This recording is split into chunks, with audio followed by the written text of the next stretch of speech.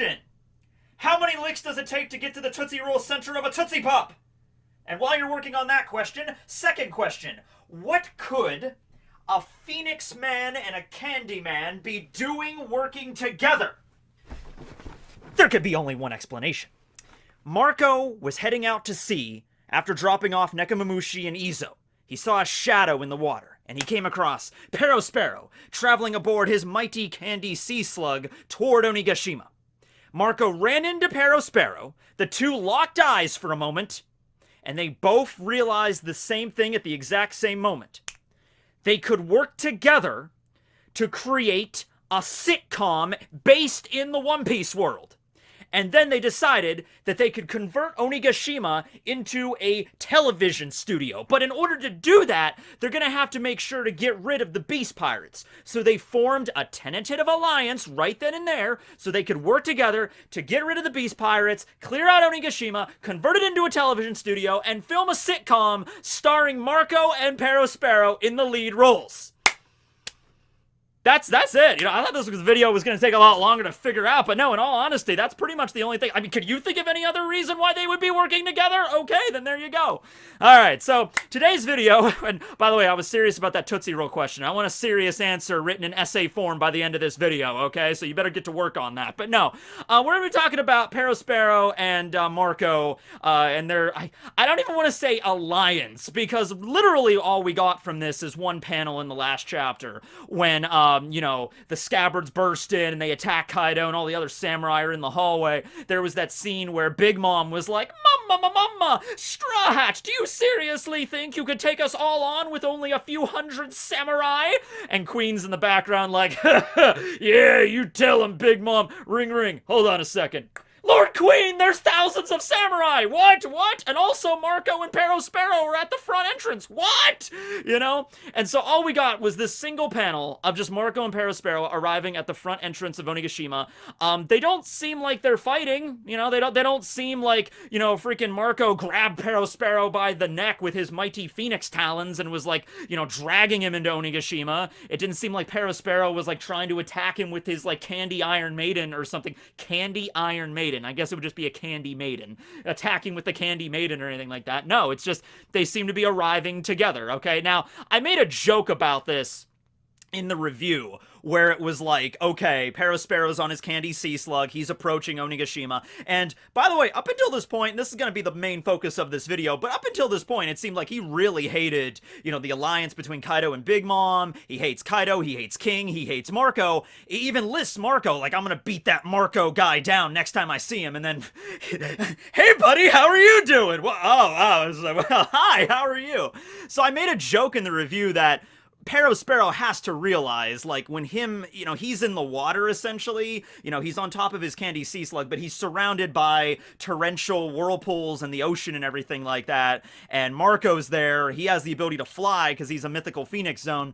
Perospero had to realize, like, in a straight-up fight right then and there, Marco had an insane advantage, and if one wrong move, if Marco attacks him one time, he's gonna be falling over again, but it won't be on a ship this time, it'll be into the waters. So, Perospero might at that moment have just been like, all right, listen up. I mean, okay, fine.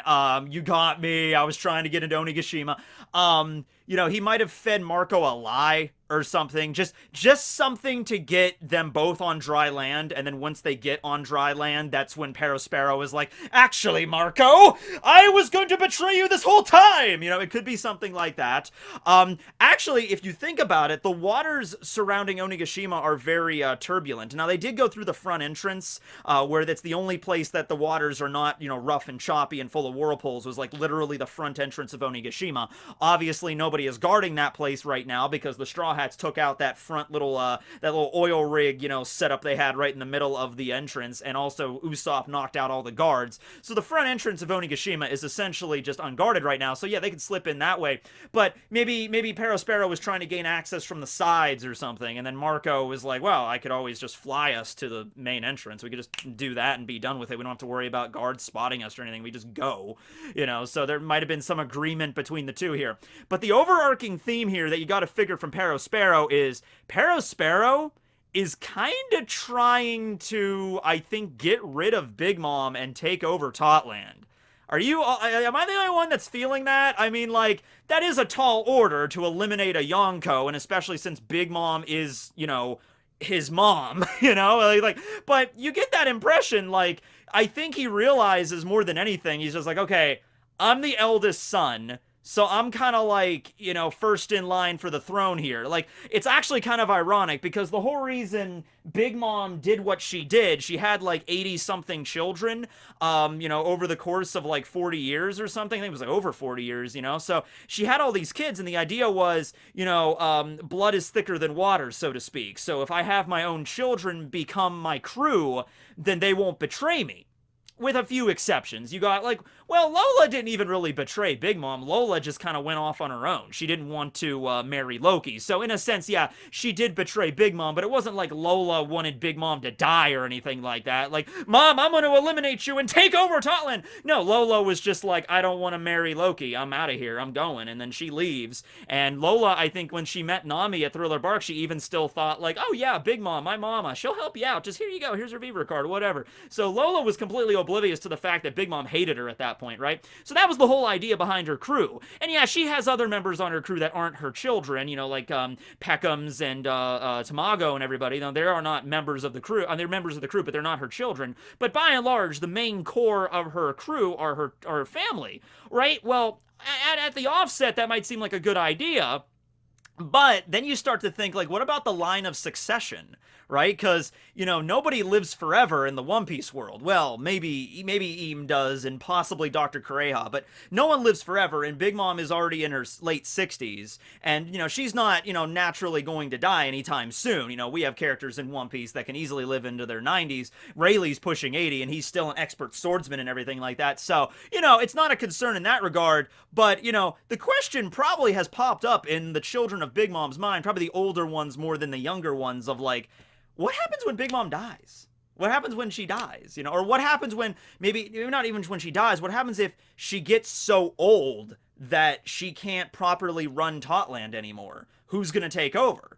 And Perospero being the first son, the first child, because it was revealed, yeah, there was a little bit of a debate there, maybe, Compote. Compote's the first daughter. Maybe Perospero and Compote were born at the same time. But no, it was revealed in the Viva card, I believe, that, Compote is 49, Perospero is 50. He was born when Big Mom was 18 years old. He was the first child, period. He was an only child when he was born, okay? So Perospero would obviously be like, okay, I'm not the strongest on the crew. I'm not like Katakuri levels or anything like that, but I'm the eldest.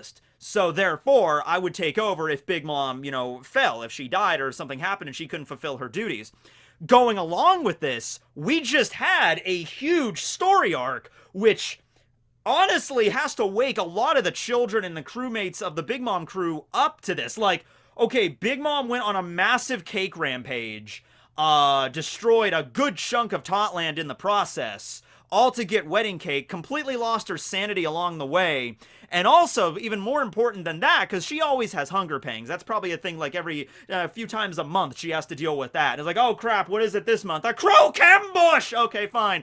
But more importantly than that, we saw how Big Mom's body began to, like, wither up, with her and her hunger pangs for that long. It really began to, like, she began to thin out. And so, Perospero, I think more than anyone, because he was really witnessing this process from start to finish, because he was with Big Mom pretty much that entire ride from, when the start at Whole Cake Island all the way to Cacao looking for this wedding cake and crap.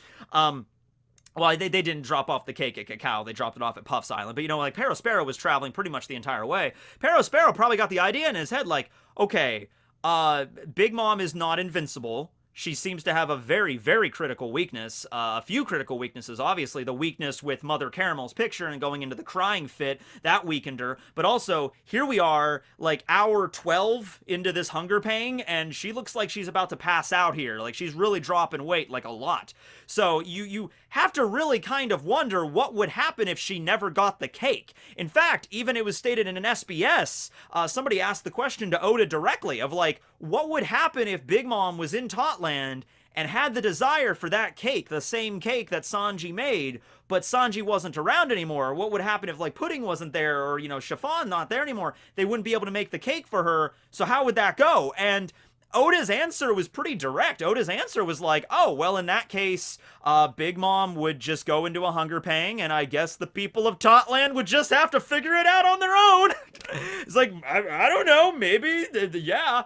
I mean, also in the SBS, Oda describes that, like, okay, the people living in Totland kind of know the concern here. They know the danger that Big Mom poses. They know that any moment she can go into a hunger pang and just, like, wipe out an entire island of Totland, multiple islands even. But it's like that risk also comes with a major benefit because she's a Yonko, and so no one kind of messes with them there, right? But if you actually think about it logically, yeah, if Big Mom goes back, let's say after Totland, Big Mom just goes back, I mean, after Wano, Big Mom just goes back home to Totland, and she rules over Totland, and then one day she wakes up and they're like, okay, Mama, what do you want for breakfast? And like, I think I want some wedding cake. And like, oh, crap.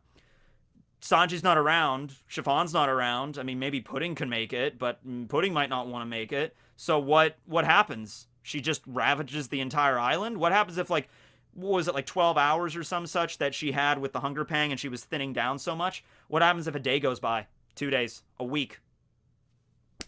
Would she die? Would she just be reduced down to just, you know, nothing but bones? Yo! How would that work? I'm curious. I'm genuinely curious, you know? You know, eventually she would burn out calories. You know, eventually she wouldn't be able to, like, move or use attacks anymore. I mean, it would take maybe a while. It would be a lot longer than just the 12 hours we saw. Yeah, she thinned down quite a bit, but I still think she had a lot more gas in the tank, so to speak. So maybe like a day or two later, though, eventually she's going to start running out. Like, she can't just keep it up forever. So Perospero probably notices that, and he's just like, this is the perfect opportunity here. Either Big Mom... I think he's losing all sympathy for the fact that Big Mom is his mother. You know what I mean? Like, so Perospero's like, whether or not Big Mom is killed here, or, you know, something else happens and she's rendered incapable of fighting, or she could never get back to Totland, or something happens, yeah, I'll take over. And in fact, I think Perospero might honestly even just be, you know what? They tried to assassinate Big Mom last arc. Let's just do it now. Let's just do it. And Perospero, honestly, he's kind of operating alone right now. I mean, yeah, Marco's with him, but his actual crew, like Smoothie and everybody else, and Mondor and Galette and everybody, they're still on the boat. They still got kicked over the falls by freaking Marco the first time by King. They're still probably waiting on standby, and Perospero's like, okay, you know what? Screw this. Every time we try to freaking go over the falls in the damn boat, we always get knocked over. I'm gonna go by myself. I'll radio you guys when it's when everything's clear, when you could come up, you know, when there's no giant pteranodon or phoenix to knock you down, all right? So Marco went up the falls by himself, and he's like, probably thinking like, oh yeah, I'll make sure everything's good, but you know, there's no other members of my crew or my family watching me right now. It's just going to be me and, you know, Big Mom are the only members of the Charlotte clan that are going to be on this island. Everyone else is going to be a scabbard or a member of the Samurai or Wano or the Beast Pirates or whatever. So, if I were to happen to get a chance to eliminate Big Mom, I could always pass it off as just, oh, well, she died in the battle, or Kaido betrayed her. That would actually be perfect, because all of the members of the Charlotte family are kind of upset or like about the alliance between Kaido and Big Mom. They're not on the same page here. So that could actually work rather well. Perospero manages to figure out a way to assassinate Big Mom, or maybe not directly assassinate her, but like, he's the puppet master. He indirectly leads the path. Like, oh no! Big Mom fell down! Oh, Zoro, pirate hunter! It would be a shame if someone were to slice off her head right about now! You know, like, it might be something like that, where he like leads it into, like, you know, it's through his machinations, and also, he has all this information. He would know better than anybody when Big Mom is at her most vulnerable, right? And so, Big Mom, let's say, dies or is rendered incapacitated during the battle. He could always just go back to Smoothie and or the other members of the crew and just be, Smoothie's like, what happened, brother Perospero? What happened to Mama? It's like, oh, it was crazy, Smoothie. It was insane. Guys, gather around. This was insane. So, yeah, you know that alliance? Well, we all knew that alliance was crap from the beginning. It's like, yeah, that alliance sucked. It was like, yeah, well, it turns out Kaido was just playing around with Big Mom the entire time. Kaido had no interest in there being an alliance from day one. The second that they got in the room together, Kaido announced his new plan to take over the world, and then he took out his Kanabo, and then just bam, Big Mom, they got into a massive fight. There was a big war going on, and a bunch of people died, and then Big Mom, yeah, Yeah, she got taken out.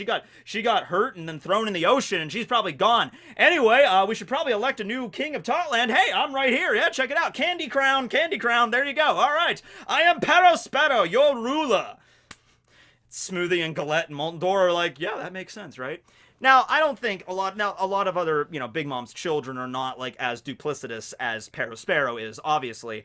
But I think a lot of them, they might understand, like, okay, Big Mom is really strong, and it's, useful to have her as a Yonko to keep her around to protect Totland and everything, but they might crunch the numbers on this. They might get the Minister of Finance up here, and they might crunch the numbers, and it might be like, it's honestly kind of, we're kind of in the red here, from having Big Mom damage all these buildings and everything all the time, and her hunger pangs, and constant living in fear of just, like, what day will be our last, like, you could just be living on, like, Peanut Island and waking up one day to, like, oh no, the mama's here, and you open up the door and just say Big Mom stomping through, I want peanuts! Like, oh no, it's finally come, like, that's a terror that every single citizen of Totland has to deal with every freaking day, waking up like, is today the day she comes? Oh, not one day she will, though. And the people of Totland, like, even, like, Smoothie seems pretty loyal to Big Mom, Galette seems pretty loyal, but, they could still express their own opinions, like, about the alliance. But hey, if Big Mom dies, they might be sad, and they might have a, a funeral service for her and everything, but they might also just kind of be like, this might actually work out. Who knows? We don't have to worry. I mean, yeah, Perospero's not as strong as Big Mom, or whoever. I don't know how they would do it. If there'd be an election, actually, you know what?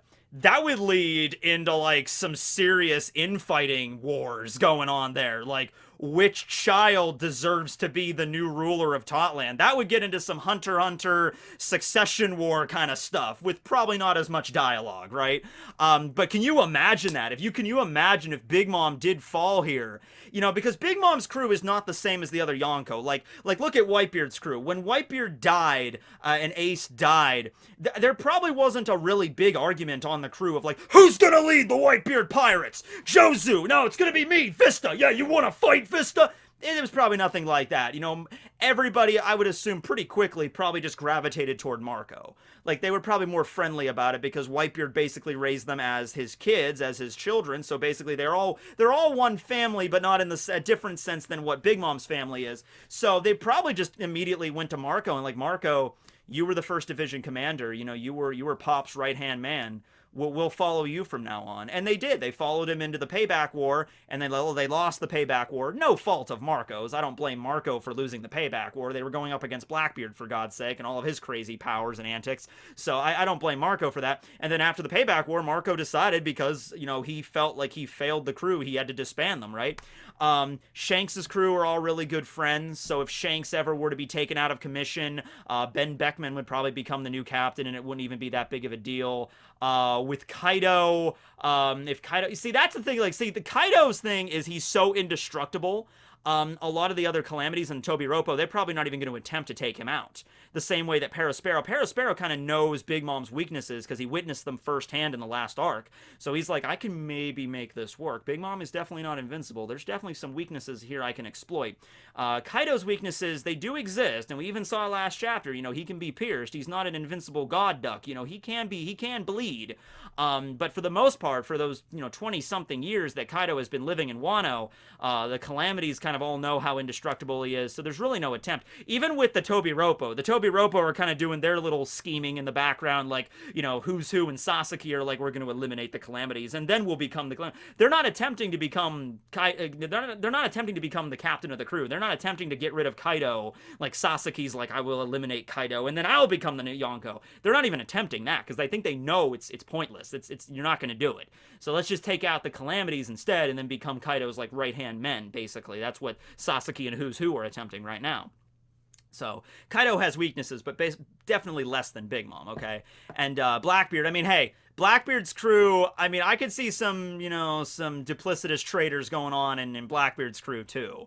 Like, who knows? I mean, Blackbeard has a lot of crazy powers and everything, but, he's kind of gathering all the most evil people together in one place. So, there's going to be somebody. Yeah, I mean, even after they did the whole thing at Marineford, and after Blackbeard got the Gura Gura Nomi from Whitebeard, they were on that island, that burning island, and there was a moment there, I think it was Avalo Pizarro, that was just like, let me take over, Teach. And everyone's like, yeah, whatever. So there's like this thing where it's just like, they're probably going to vie for power a little bit. So they might try, there might be some betrayal going on in Blackbeard's crew in the future, right? But then you get to Big Mom's, and Big Mom is just like, she really doesn't seem to give a crap about the majority of her kids, right? It's like, look at how she treated Pudding. It's not like she treats all of her children with motherly love. Like, I love you all like you are my children, and I care for all of you equally. That is very clearly not the case. And she goes on these hunger peg rampages all the time. That's a problem.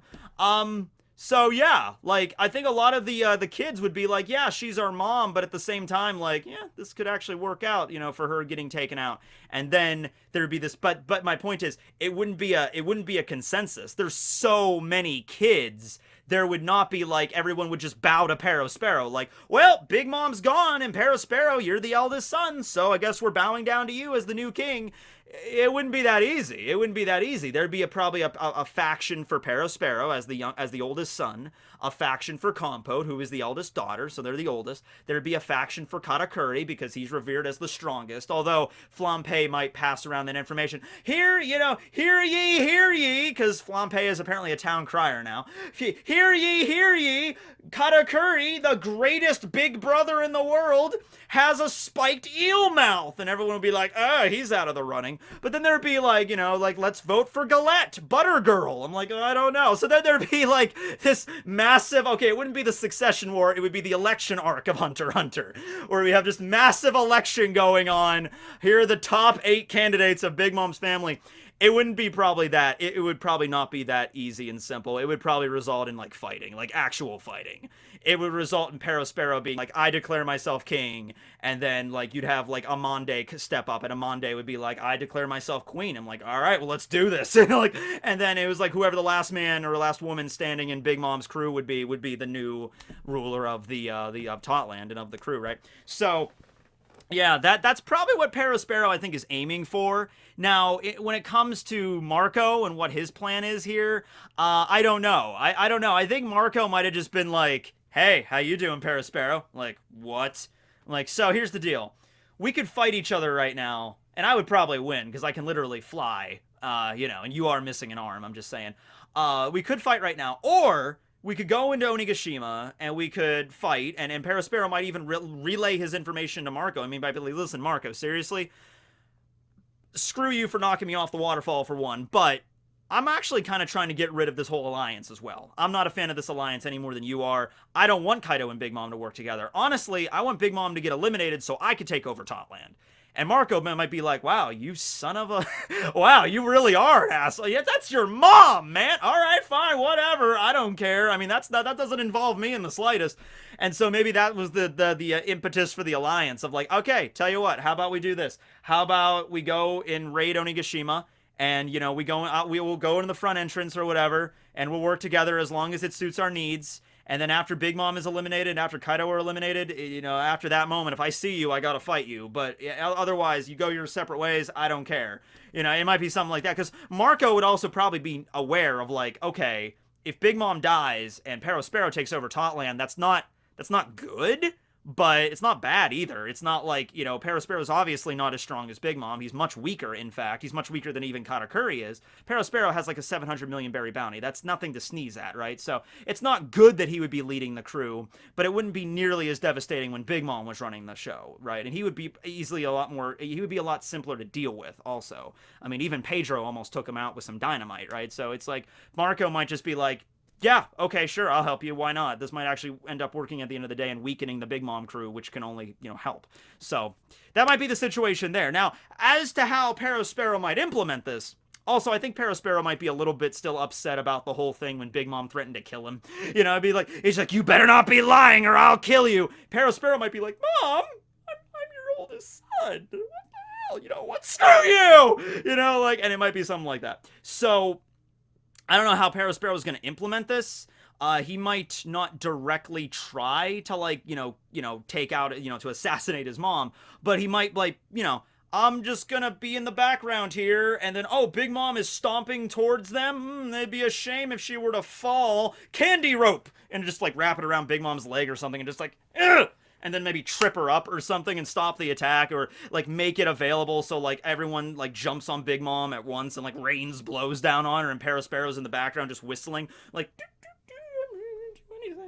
oh, I'm just gonna, oh, what, oh no, Big Mom fell in a giant pile of sticky candy and she's stuck momentarily. It would be a shame if some strapping lad with Ryuo were to appear from above and King Kong gunner right down into the, that would be crazy if that happened.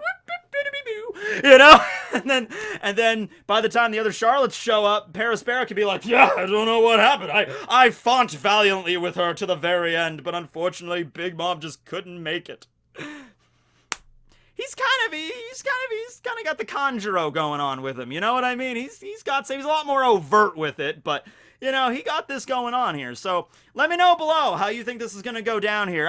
I don't know if this is going to be like a big thing that we're going to focus on in the arc, like Perospero's little machinations, or if this is just going to be a thing that Oda's just going to explain away. That would actually be really funny if Perospero's in the background behind Big Mom and he's like, okay, what's the best way for me to eliminate Big Mom once and for all? And then Big Mom gets knocked back by somebody, like one of the samurai, or like like one of the Straw Hats, like Frankie radical beams Big Mom right in the face, and Big Mom falls back and just boom, falls down and just crushes Perospero under her massive girth.